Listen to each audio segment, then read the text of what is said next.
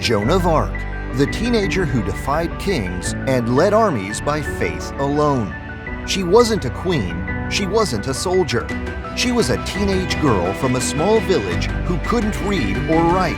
And yet, she led armies, shook nations, and became a legend. Joan of Arc was only 17 years old when she stood before kings, faced off against invading armies, and claimed her marching orders came directly from God. And she didn't just talk, she acted. She led France's troops into battle, helped turn the tide of a war, and became one of the most courageous leaders in history. If you're a young person today who's been told you're too young, too small, too ordinary to make a difference, Joan of Arc is your answer. She didn't wait to be invited. She didn't ask for permission. She saw what needed to be done, and she stepped forward, on fire with conviction. Who was Joan of Arc? Joan was born in 1412 in Domremy, a small village in France during a time of national crisis. The 100 Years' War had torn the country apart, and the English had taken large portions of French territory. At just 13, Joan began to experience visions of Saint Michael, Saint Catherine, and Saint Margaret calling her to a divine mission, to drive out the English and crown Charles VII as king. By 17, she convinced military leaders to give her troops, because her fire couldn't be denied. She rode in armor, she carried no sword but a banner, and she led from the front, winning battle after battle while never compromising her purity, her faith, or her purpose. Eventually, she was captured, put on trial, and burned at the stake at age 19, accused of heresy for claiming to be guided by God. But her story didn't end in fire. It echoed across history.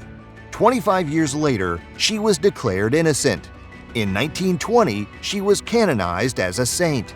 Today, Joan of Arc stands as one of the greatest symbols of courage, virtue, and divine purpose the world has ever seen. What can you learn from Joan of Arc? Joan didn't change history with wealth, titles, or age. She changed it through faith-fueled action, and that's something every young person is capable of today. Here's how to take her boldness into your own life. Don't let age or inexperience stop you. Joan was a teenager when she stepped into one of the darkest moments of her country's history. She wasn't trained in battle, she wasn't educated, but she had clarity of mission, and that made her unstoppable. She once said, "I am not afraid. I was born to do this." You don't need to be older to make a difference. You don't need all the credentials. You need purpose, passion, and the courage to act. When others hesitate, you move. When others doubt, you believe. That's leadership. Obey the voice of God, even when the world thinks you're crazy. Joan was mocked, threatened, laughed at. She claimed to hear voices from heaven. Most people thought she was delusional, but Joan didn't care about approval. She cared about obedience. She said, "I would rather die than do something which I know to be a sin." In a world that often silences faith and praises compromise, Joan reminds you, your conscience matters, your faith matters, and following God will always make you different. Be proud of that difference. It's what makes you a force for good. Lead with purity and strength. Joan wore armor. She fought alongside men, but she refused to abandon her moral standards. She kept her vows. She lived with holiness and discipline, proving that true strength doesn't come from domination, but from moral integrity. She didn't fight to glorify herself, she fought to fulfill her calling. She kept her heart clean in a battlefield full of blood and sin. Want to stand out today? Be someone with conviction and character.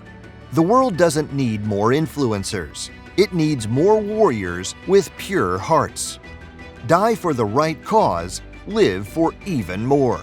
Joan knew the risks. She was offered safety if she denied her visions. She refused. She said, "If I am not in God's grace, may God place me there. If I am, may He keep me there." Joan didn't cling to life, she clung to truth. She gave everything to a cause greater than herself. And because she did, Her death became more powerful than her life. Ask yourself, what are you living for? And if you had to, what would you die for? Find that cause. Serve it with everything you've got. Why this matters today. Joan of Arc lived in a world of war, corruption, and fear, just like ours. But she didn't let it break her. She rose, she believed, she acted. You can too. You don't need to wait to be called a leader. You become one the moment you stop backing down. Joan didn't blend in. She didn't water down her values. She stood tall, young, pure, brave, and utterly fearless. So if you've ever felt small, ignored, too young, too different, good.